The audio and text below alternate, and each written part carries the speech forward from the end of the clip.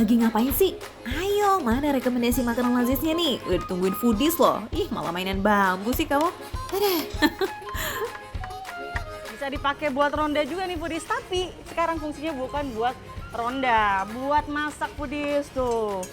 Udah di dapur bareng sama Mas Ahong. Kita mau masak, tapi masaknya sensasinya agak beda karena ada asap-asapnya dikit. Nggak apa-apa ya foodies ya, yang penting fokus masak. Kira-kira mau makan apa kita foodies? Tunggu aja sampai tayangannya nanti selesai. Foodies, kalau biasanya bambu digunakan untuk bahan baku industri kriya atau bahkan digunakan dalam upacara adat dan bahan alat musik, kali ini bambu akan digunakan untuk memasak nih foodies. Udah pernah lihat belum sebelumnya makanan yang diolah menggunakan bambu? Nah, biar nggak penasaran langsung aja yuk kita olah makanannya bareng-bareng kuy. Seperti biasa kita siapkan dulu bahan-bahannya yuk foodies, sederhana dan simple banget. Ada daging sapi US, lemak, daun singkong yang udah diberi bumbu rempah khas Indonesia nih, plus ada kecombrang. Nah, untuk bahan penunjang olahannya ada bambu dan daun pisang foodies.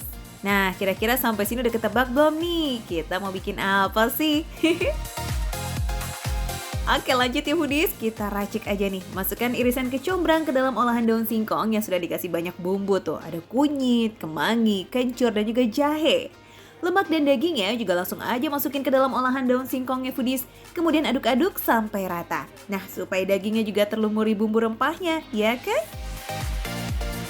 Sampai padat berarti ya ditekan-tekan ya Mas ya?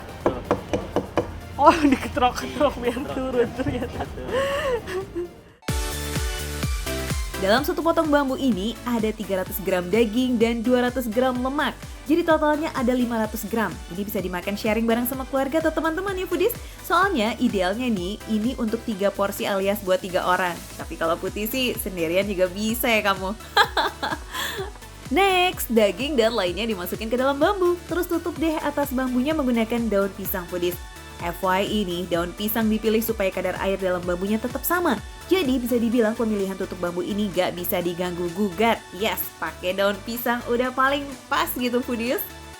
Nah ini proses masaknya gak main-main juga. Bisa sampai 2 jam sendiri loh buat masak satu buah sei dalam bambunya ini. Kebayangkan rasa lazisnya kayak gimana? Wih udah makin ngiler nih. Yang ini ya, hangat foodies. Karena di sini memang masih ada api-api kecilnya. Dibuka dulu. Nih, terus.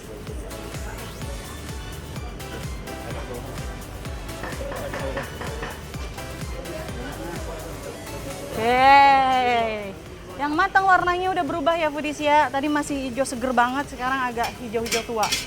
Tandanya sudah matang. Oke. Oh, diangetin lagi biar saat penyajian memang benar-benar panas banget ya. Kalau masalah matang udah matang karena tadi udah dibakar 2 jam foodies. Tenang aja foodies, kalau makan di sini nggak harus nunggu berjam-jam kok. Stok daging sei dalam bambunya udah aman. Jadi tinggal angetin aja dan udah siap buat disantap. Iya, selesai. Terus? Tutup. Mau tutup dulu. Kasih tutup lagi. Sip. Udah jadi. Intip dikit. Menggoda banget ya foodies ya. Saya makan dulu Mas, pesanan yang lainnya tolong diantar ya. Waduh, ujuk-ujuk meja udah penuh aja nih foodies. Kayaknya harus ajak kita tangga ya buat makan bareng ya nggak sih? Nggak dulu ya, kayaknya cukup kok dimakan sendirian sama Putih. Iya kan Put? Aku. Foodies, untung aku dari pagi nggak makan. Sengaja mau ngosongin perut biar bisa makan di sini. Lihat banyak banget pilihannya. Udah gitu, ini semua makanan favoritku nih foodies. Daging-dagingan. Kalian juga pasti tergoda kan ngelihat ini semua. Oke, langsung kita ambil aja nasinya. Hei, kalau ada yang salfok sama warna nasinya, kayak kekuning-kuningan gitu ya kan? Tenang, ini bukan nasi yang salah kok foodies, tapi nasinya ini diolah menjadi nasi jeruk. So, pasti ada tambahan rempah di dalamnya. Nah, ini yang bikin warna nasinya jadi beda ya dari nasi kebanyakan. Udah jangan kebanyakan basa-basi, langsung icip aja sei dalam bambunya. Gasken! Jadi foodies nih, rempahnya kaya banget. Jadi beda kalau kita makan daging doang yang dibakar dikasih kecap gitu. Kalau ini benar-benar rempahnya banyak, kaya, dan lumayan kecium juga ya aroma kecombrangnya. Tapi nggak berlebihan karena Aku termasuk yang nggak terlalu suka kecombrang, baunya kan tajam banget ya. Ada yang suka, ada yang nggak suka gitu. Nah aku termasuk yang nggak suka. Nah ini pas banget aroma kecombrangnya, jadi justru bikin rasanya jadi semakin lazis Foodies. Karena aroma kecombrangnya ini pas. Satu lagi rahasia sei sapi bisa selazis ini. Soalnya peran dari bambu dan daun pisangnya itu loh Foodies yang bikin aroma dan cita rasa sei jadi beda dari sei yang diolah tanpa menggunakan bambu. Gak perlu diragukan lagi ya soal kematangannya. Soalnya setelah dimasak lama suhunya tetap dijaga di tempat penyimpanan. Sei dalam bambu ini gak cuma menjual aneka sei daging nih Foodies, tapi ada juga sei tulang muda. Nah ini hampir mirip, sama-sama di dalam bambu ya. Jadi kalau sepintas kelihatan hampir mirip, padahal isinya beda. Karena ini tulang muda sapi itu. Tulang muda sebenarnya Foodies. Tuh. Tapi jadi kayak lemak gitu, kayak kikil, kayak kulit gitu sepintas. Tapi sebenarnya ini tulang muda loh. Kita coba ya. Tulang muda bener.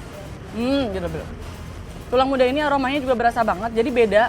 Tulang muda kalau direbus sama dibakar ternyata Foodies. Kalau dibakar teksturnya jadi kayak gini tulang mudanya. Kenyal, empuk banget. Kalau direbus kan masih ada crunchy-crunchy-nya sedikit ya. Mantap. Tulang muda di sini diolah sama persis kayak sei daging sapinya. Jadi kalau soal rasa, hampir-hampir mirip sih. Beda di tekstur dan aromanya aja. Nah, kalau Foodies favorit makan sei sapi versi original alias dimasaknya di asap langsung tanpa bambu, tenang, di sini juga ada kok. Nah Foodies, kalau sei sapinya ini rasanya lebih sederhana banget, nggak terlalu banyak rempah, jadi cuman gurih tapi meresap banget sampai ke dalam. Sei original ini cocok banget nih buat Foodies yang kurang suka sama aroma rempah dan kepengen makannya dipisah dengan daun singkongnya. Nah kalau soal rasa, gak kalah lazis sih Foodies sama sei bambunya, cuma rempahnya aja sih yang kurang kuat. Untuk daun singkongnya, sei dalam bambu ini juara Foodies. Dari mulai tekstur sampai rasa, gak ada gagal itu sama sekali. Rasanya gak plain tapi kayak ada rasa gurih-gurihnya gitu. Makan sei belum afdol dong kalau belum pakai sambal. Nah di sini ada sambal luat dan sambal rica. Sambalnya nggak terlalu pedas tapi aromanya kuat banget. Kayak ada aroma-aroma rempah yang biasanya kita nggak dapetin di sambal-sambal lainnya. Sambal luatnya ya kita cobain juga.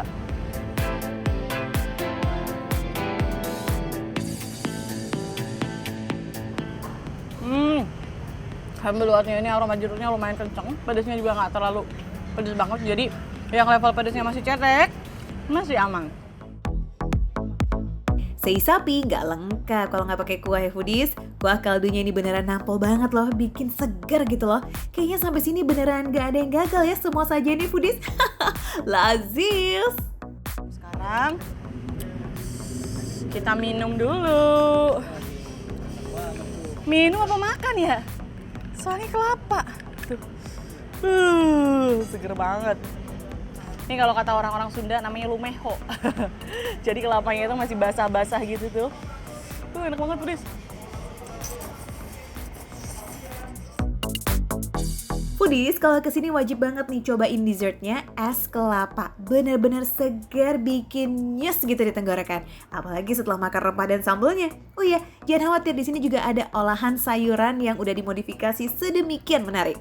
Ada bibi buncis dan enoki yang diolah sama telur asin. Ih, pokoknya ini mah mantep lah.